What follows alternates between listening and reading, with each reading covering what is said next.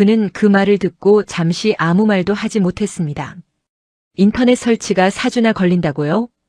임신 8개월 아내를 집에 두고 캐나다의 어두운 거리를 헤매던 한 남자가 처음으로 자신의 선택을 의심했습니다. 그는 캐나다 출신 의료보험 재정 분석가 에단 로저스. 넓은 마당과 무상 의료를 믿고 고향으로 돌아갔습니다. 하지만 몇 달 뒤 그는 다시 한국행 비행기를 탔습니다. 지금 이 순간에도 인천공항에는 외국인들이 쏟아져 들어오고 있습니다. 2024년 한 해 동안 한국을 찾은 외국인 입국자는 1696만 명, 장기 체류 외국인은 265만 명, 귀화자는 연간 1만 4천 명을 넘어섰습니다. 왜일까요? 도대체 이들은 무엇을 보고 한국을 선택하는 걸까요? 그 이야기를 지금 시작합니다. 영상을 시작하기 전에 구독, 좋아요 꾹 눌러주세요. 영상 제작에 큰 힘이 됩니다. 저는 에단 로저스입니다. 캐나다 온타리오주 출신이고 캐나다에서 의료보험 재정을 분석하는 일을 하고 있어요. 쉽게 말하면 정부가 국민 건강보험에 쓰는 예산이 제대로 쓰이고 있는지 숫자로 따져보는 사람이죠. 병원비 구조가 왜 이렇게 됐는지, 보험 재정이 어디서 새는지 그런 걸 파고드는 일을 15년째 하고 있습니다.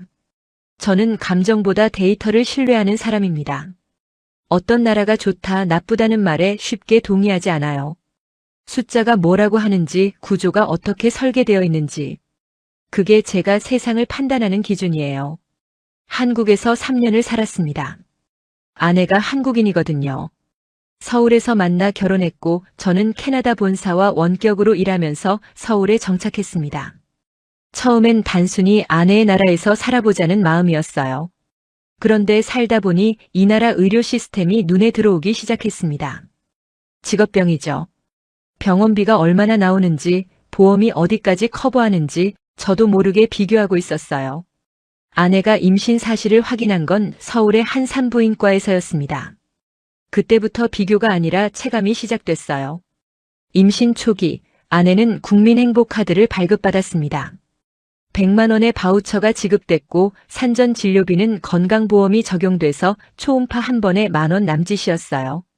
엽산제와 철분제는 가까운 보건소에서 무료로 받았습니다. 서울시는 별도로 임신 축하용품을 보내왔고 공영주차장 요금 감면까지 적용됐어요. 아내는 임신확인서 하나로 이 모든 혜택을 한꺼번에 신청했습니다.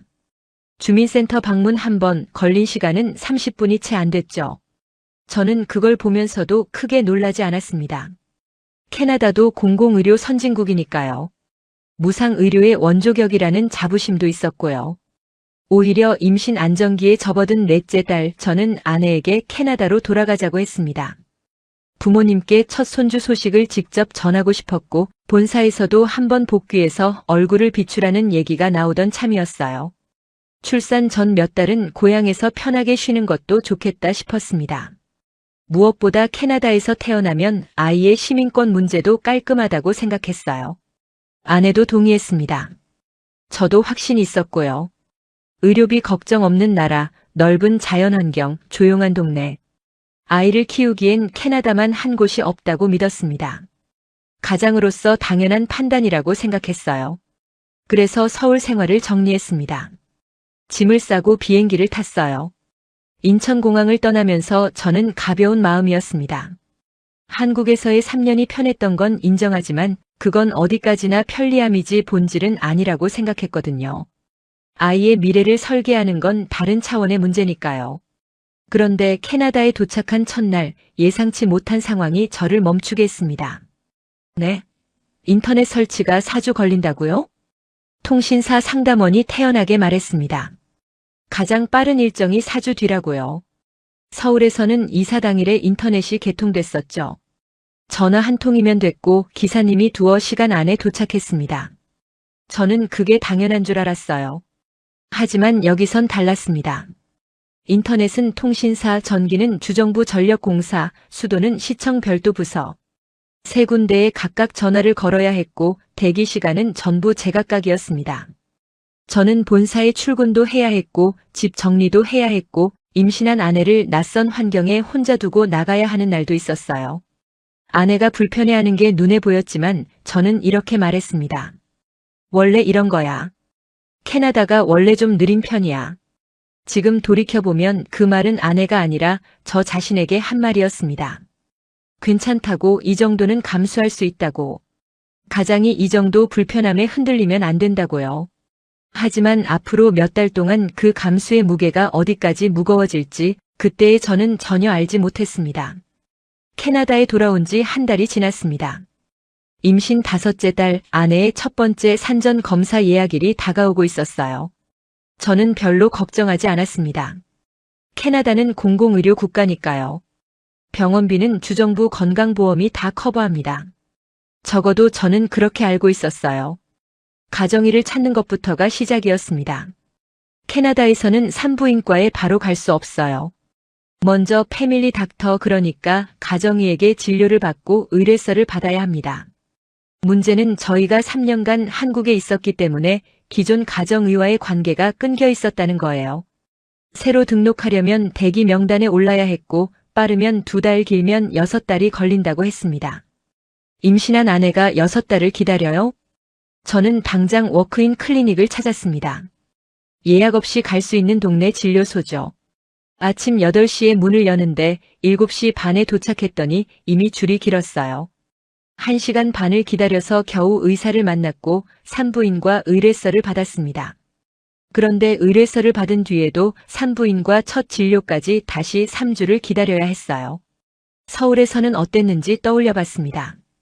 아내가 임신 사실을 확인하고 이틀 뒤에 산부인과 정기검진 예약을 잡았어요. 원하는 날짜, 원하는 시간. 대기 시간은 접수 후 15분 정도였습니다. 의뢰서 같은 건 필요 없었죠. 그냥 가면 됐어요.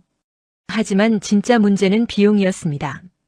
캐나다 주정부 보험은 기본 산전 검사를 커버합니다. 혈액 검사, 기본 초음파, 소변 검사. 여기까진 무료예요. 그런데 그 너머의 검사들이 문제였습니다. 정밀 초음파, 태아 목덜미 투명대 검사 같은 선택 검사는 주정부 보험 적용이 안 됐어요. 아내의 나이와 상황을 고려하면 꼭 필요한 검사들이었는데 전부 본인 부담이었습니다. 비인과적 태아 선별 검사, 그러니까 NIPT라고 불리는 혈액 기반 유전자 검사가 있어요. 다운 증후군 같은 염색체 이상을 높은 정확도로 확인할 수 있는 검사인데 캐나다에서 이 검사를 받으려면 약 500에서 900 캐나다 달러, 우리 돈으로 50만 원에서 90만 원 정도가 들었습니다. 보험 적용이 안 되거든요. 서울에서는 이 검사가 대략 40만 원에서 70만 원 수준이었고 일부 병원에서는 건강보험 적용으로 본인 부담이 더 낮아지기도 했어요. 저는 엑셀 파일을 하나 열었습니다. 직업병이죠. 왼쪽에는 캐나다, 오른쪽에는 한국. 항목별로 비용을 정리하기 시작했어요. 기본 산전 검사는 양쪽 다 보험 적용이니 비슷했습니다. 하지만 선택 검사, 정밀 검사로 넘어가면 차이가 벌어졌어요. 한국은 건강보험이 적용되는 범위가 넓었고 적용이 안 되는 항목도 캐나다보다 단가 자체가 낮았습니다. 그런데 비용보다 더 신경 쓰인 건 시간이었어요. 캐나다에서 정밀 초음파를 예약하려면 보통 4주에서 6주를 기다려야 합니다. 임신이라는 건 시간표가 정해져 있잖아요. 특정 주수에 해야 하는 검사가 있는데 예약이 밀리면 그 시기를 놓칩니다.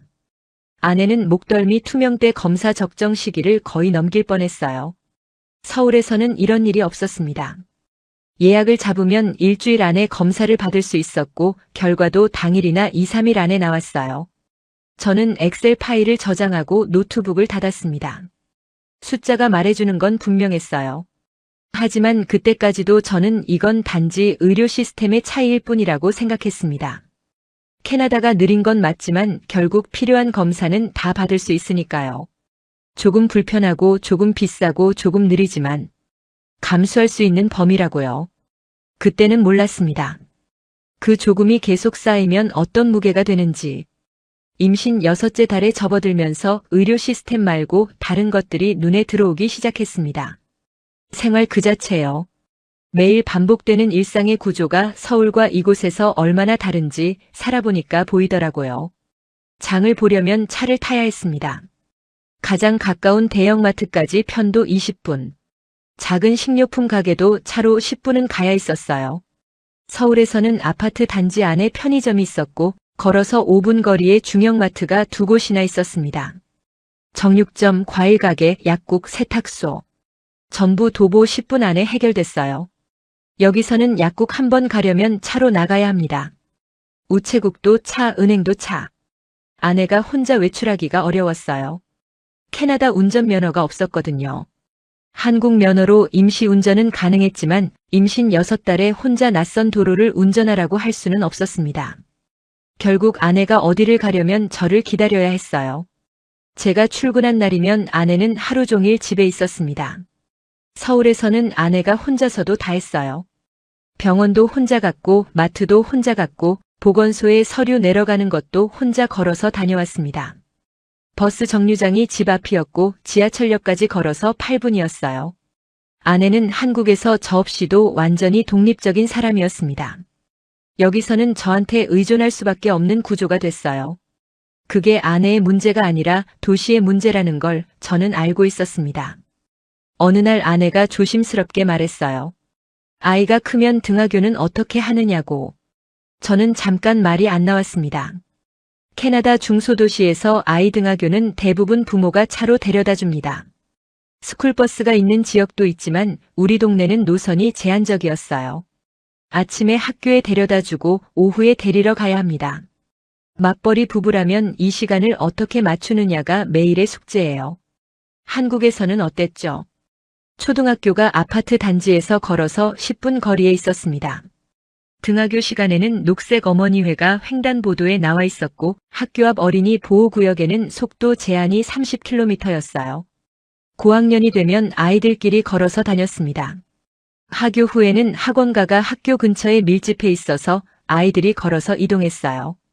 부모가 매번 차를 끌고 나가지 않아도 되는 구조였습니다. 저는 그때 아내에게 이렇게 말했습니다. 한국에서는 걸어서 해결됐잖아. 그냥 무심코 나온 말이었어요. 대단한 의미를 담은 것도 아니었습니다. 그런데 그 말을 하고 나니 묘하게 가슴 한쪽이 무거워졌어요. 걸어서 해결된다는 게 얼마나 큰 건지 그때 처음 느꼈습니다. 걸어서 병원에 가고 걸어서 마트에 가고 걸어서 아이를 학교에 보내는 것. 그건 단순한 편리함이 아니었어요. 일상을 혼자서도 꾸려갈 수 있다는 뜻이었습니다. 누군가에게 기대지 않아도 된다는 뜻이었어요. 캐나다의 자연은 아름답습니다. 넓은 마당, 조용한 거리, 맑은 공기. 그건 진짜예요. 하지만 그 아름다움 안에는 거리라는 빈칸이 있었습니다. 마트까지의 거리, 병원까지의 거리, 학교까지의 거리. 그 빈칸을 채우는 건 항상 자동차였고 자동차 열쇠를 쥐고 있는 건 항상 저였어요. 가장이라는 자리가 무거워지기 시작한 건 그 무렵부터였습니다. 아내를 데려다주고 장을 봐주고 병원 예약을 잡아주고 서울에서는 나눠졌던 일상의 무게가 전부 제 어깨 위에 올라와 있었어요. 저는 그 무게를 당연히 져야 한다고 생각했습니다. 그게 가장이니까요. 하지만 밤에 잠자리에 누우면 생각이 자꾸 서울로 돌아갔습니다. 임신 7째 달이었습니다. 아내의 배가 눈에 띄게 불러왔고 걸음도 느려졌어요. 저는 가능하면 일찍 퇴근하려고 했습니다. 하지만 본사 복귀 후 밀린 업무가 있었고 회의가 늦게 잡히는 날도 있었어요. 그런 날이면 집에 오는 시간이 밤 9시, 10시가 됐습니다. 어느 날 저녁 회의가 길어져서 밤 10시가 넘어 퇴근했어요. 사무실에서 집까지 차로 35분 거리였습니다. 시내를 빠져나오면 주택가로 이어지는 길인데 가로등이 드문드문 있었어요. 200m에 하나 정도. 가로등과 가로등 사이는 그냥 어둠이었습니다. 서울에서도 밤에 운전한 적이 많았어요. 하지만 서울의 밤길은 달랐습니다. 아파트 단지마다 조명이 있었고 편의점 불빛이 도로를 밝혔어요. 골목 안쪽까지 CCTV가 설치돼 있었고 늦은 시간에도 사람들이 걸어 다녔습니다.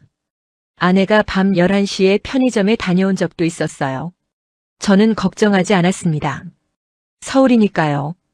여기는 다릅니다. 밤 9시만 넘으면 거리에 사람이 없어요.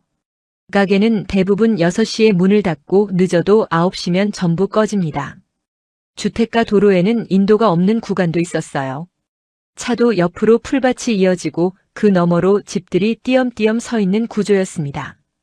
걸어 다니는 사람이 없으니 걸어 다닐 이유도 없는 거리였죠. 어떤 밤에는 집 근처에서 차를 세우고 잠깐 밖에 서 있었습니다. 담배를 피우는 것도 아니고 그냥 서 있었어요. 사방이 조용했습니다. 벌레 소리 말고는 아무것도 안 들렸어요. 가로등 하나가 제 차를 비추고 있었고 그 너머는 전부 어둠이었습니다. 캐나다의 밤은 고요하다고들 합니다. 저도 예전엔 그렇게 느꼈어요. 고요하고 평화롭다고. 그런데 임신한 아내가 이 집에 혼자 있다고 생각하니 고요함이 다르게 느껴졌습니다. 캐나다가 위험한 나라라는 말을 하려는 게 아닙니다. 이 동네의 범죄율이 높다는 얘기도 아니에요. 다만 밤 10시 이후에 아내가 혼자 밖에 나갈 수 있는 환경이냐고 묻는다면 저는 아니라고 답할 수밖에 없었습니다. 물리적으로 위험해서가 아니라 나갈 수 있는 곳 자체가 없었으니까요. 열려있는 가게가 없고 밝은 거리가 없고 걸어갈 수 있는 거리에 아무것도 없었습니다. 서울에서 살 때 한 가지 신기했던 게 있어요. 아내가 임신 초기에 밤 10시쯤 산책을 나간 적이 있었습니다. 아파트 단지 안 산책로를 한 바퀴 돌고 오겠다고요. 저는 같이 나가려 했는데 아내가 괜찮다고 혼자 걷고 싶다고 했어요. 30분 뒤에 편의점에서 아이스크림을 사들고 돌아왔습니다. 저는 그게 그냥 일상이라고 생각했어요. 캐나다에서 그 장면을 떠올리니까 다르게 보였습니다. 밤 10시에 임신한 여성이 혼자 밖을 걸을 수 있다는 것. 걸어서 갈 수 있는 거리에 산책로가 있고 편의점이 있고 조명이 있다는 것. 그건 치안이라는 한 단어로 설명할 수 없는 거였어요. 도시의 밀도, 인프라의 배치, 조명 설계, 상업시설의 영업시간. 그 모든 것이 맞물려서 만들어낸 환경이었습니다. 저는 그날 밤 집에 들어가서 아내에게 물었어요. 여기서 불편하지 않느냐고. 아내는 웃으면서 말했습니다. 불편한 게 아니라 할 수 있는 게 없는 거라고요. 저는 아무 말도 못했습니다. 아내의 말이 정확했거든요. 불편함과 불가능은 다릅니다. 불편한 건 참을 수 있어요. 하지만 할 수 있는 게 없는 건 참는 게 아니라 포기하는 겁니다. 그날 밤 저는 오랜만에 엑셀 파일을 다시 열었습니다. 의료비 비교 옆에 새 탭을 하나 만들었어요. 제목은 이렇게 적었습니다. 생활 반경. 임신 8개월에 접어들었습니다. 아내의 몸이 눈에 띄게 무거워졌어요. 계단을 오르는 것도 힘들어했고 오래 앉아있으면 허리가 아프다고 했습니다. 저는 출근할 때마다 신경이 쓰였어요. 혹시 아내에게 무슨 일이 생기면 어떡하나. 가장 가까운 병원까지 차로 20분인데 아내는 운전을 할 수 없었으니까요. 그 즈음 신생아 예방접종에 대해 알아보기 시작했습니다. 직업적 습관이죠. 아이가 태어나면 어떤 접종을 해야 하는지, 비용은 얼마인지, 일정은 어떻게 되는지. 캐나다 공공의료 시스템에서 기본 예방접종은 무료입니다.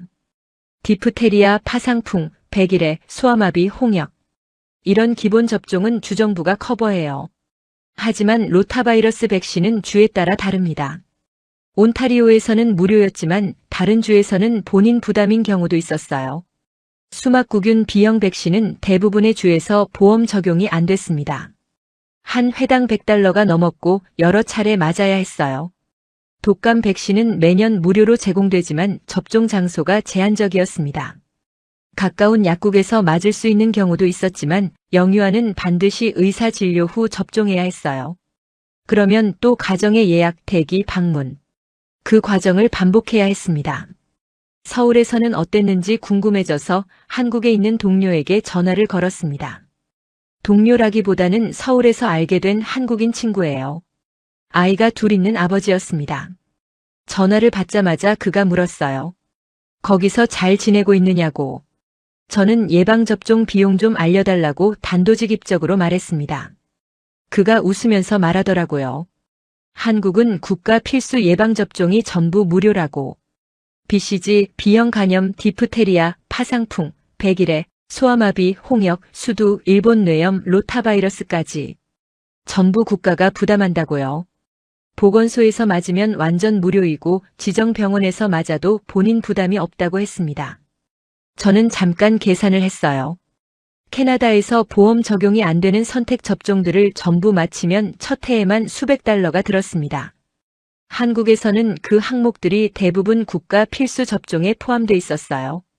비용 차이도 차이지만 저를 더 생각하게 만든 건 접근성이었습니다. 동료가 말했어요. 보건소가 집에서 걸어서 10분 거리에 있고 예약은 앱으로 잡고 접종 기록도 앱에 자동으로 저장된다고요. 아이 예방접종 일정이 다가오면 알림이 오고 접종 후 이상 반응이 있으면 바로 상담 연결이 된다고 했습니다. 저는 듣다가 한 가지가 걸렸어요. 앱으로 전부 된다고요? 그가 당연하다는 듯이 말했습니다. 질병관리청 예방접종 도우미 앱이라고 아이 낳으면 다 쓴다고요. 전화를 끊고 나서 한참을 가만히 앉아 있었습니다. 제가 하는 일이 의료보험 재정 분석이에요. 숫자를 다루는 사람이죠. 그런데 이건 숫자의 문제가 아니었습니다. 시스템이 부모를 얼마나 신경 쓰고 있느냐의 문제였어요. 캐나다도 좋은 시스템을 갖고 있습니다. 그건 사실이에요. 하지만 한국은 부모가 해야 할 일의 수를 줄여주고 있었어요. 예약도 기록도 알림도 시스템이 대신해줬습니다. 저는 그날 밤 엑셀 파일에 예방접종 탭을 하나 더 추가했습니다. 항목별로 캐나다와 한국의 비용, 접근성, 대기 시간을 정리했어요. 숫자만 보면 압도적인 차이는 아니었습니다. 캐나다 기본 접종도 무료니까요. 하지만 선택 접종까지 포함하면 차이가 벌어졌고 무엇보다 그 과정에 드는 시간과 에너지가 달랐습니다. 혹시 내가 잘못 선택한 건 아닐까? 그 생각이 처음 든 밤이었습니다. 아직은 의심 수준이었어요. 확신은 아니었습니다. 하지만 한번 생긴 의문은 쉽게 사라지지 않았습니다. 밤마다 천장을 보면서 같은 질문이 돌아왔어요. 이 선택이 정말 아이를 위한 것이었는지. 그날은 평범한 하루였습니다. 특별한 일이 없었어요. 출근하고 회의하고 퇴근하고 집에 와서 아내와 저녁을 먹었습니다. 아내가 해준 된장찌개였어요. 한국에서 가져온 된장이 거의 바닥나고 있었는데 아내는 아끼면서 먹고 있었습니다. 이 동네에서 한국 식재료를 사려면 차로 40분을 가야 했거든요. 저녁을 먹고 거실에서 텔레비전을 보다가 아내가 먼저 방에 들어갔습니다. 피곤하다고요. 임신 8개월이면 그럴 수 있죠. 저도 곧 잠자리에 들었어요. 밤 11시쯤이었습니다. 아내가 갑자기 일어났어요. 화장실에 가더니 한참을 나오지 않았습니다. 입덧이 다시 올라온 거였어요. 임신 후기까지 입덧이 끝나지 않는 경우가 있다고는 들었지만 직접 보니까 마음이 좋지 않았습니다. 아내 등을 쓸어주면서 괜찮느냐고 물었어요. 아내가 고개를 들더니 이렇게 말했습니다. 새콤한 과일이 먹고 싶어. 자두 같은 거. 저는 바로 일어났습니다. 차 키를 집어들었어요. 아내가 원하는 걸 사다 주는 건 남편으로서 당연한 일이니까요. 현관문을 열기 직전에 멈춰 섰습니다. 시계를 봤어요. 밤 11시 10분. 가장 가까운 마트는 편도 25분 거리인데 밤 9시에 문을 닫았습니다. 그 다음 가까운 곳은 차로 35분 거리의 대형마트인데 그곳도 밤 10시가 마감이었어요. 편의점을 떠올렸습니다.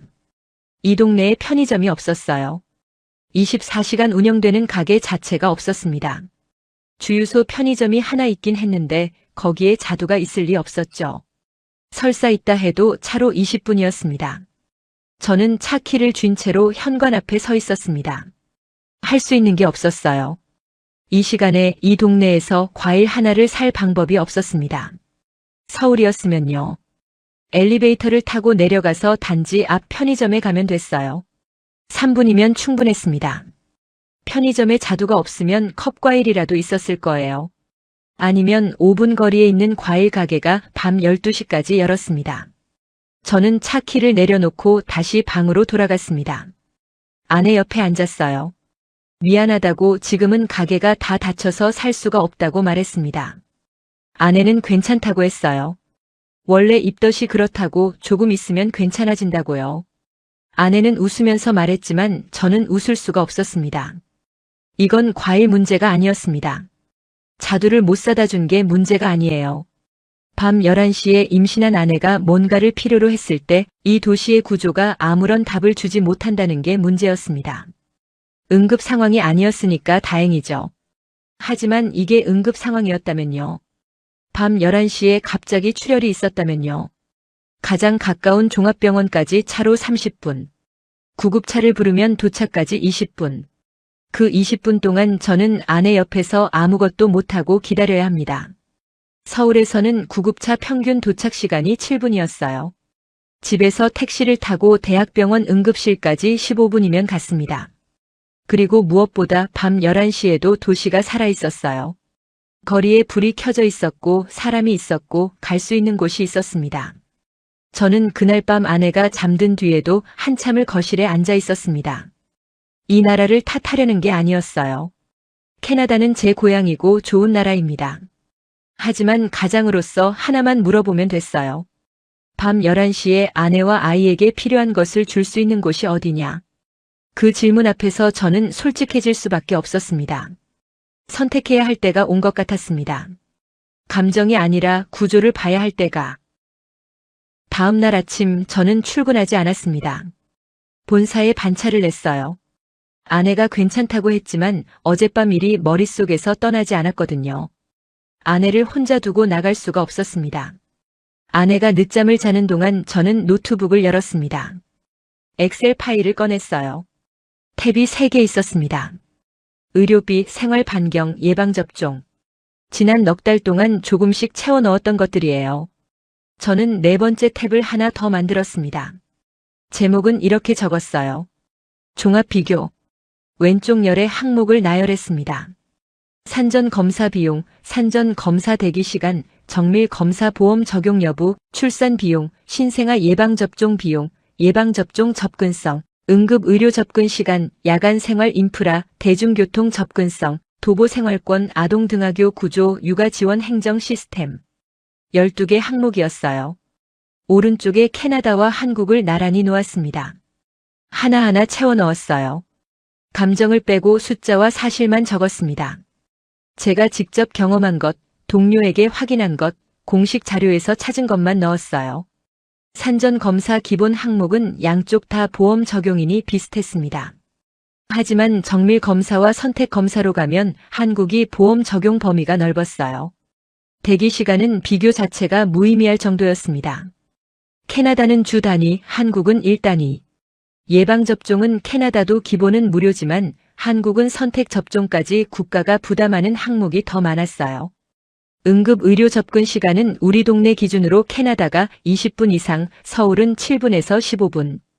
야간 생활 인프라 항목에서 저는 잠깐 손을 멈췄습니다.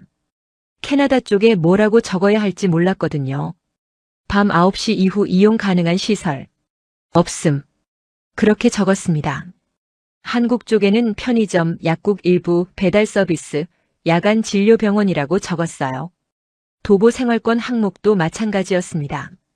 캐나다 쪽에는 차량 필수라고 적었고 한국 쪽에는 도보 10분 내 병원, 마트, 약국, 학교, 보건소 접근 가능이라고 적었어요.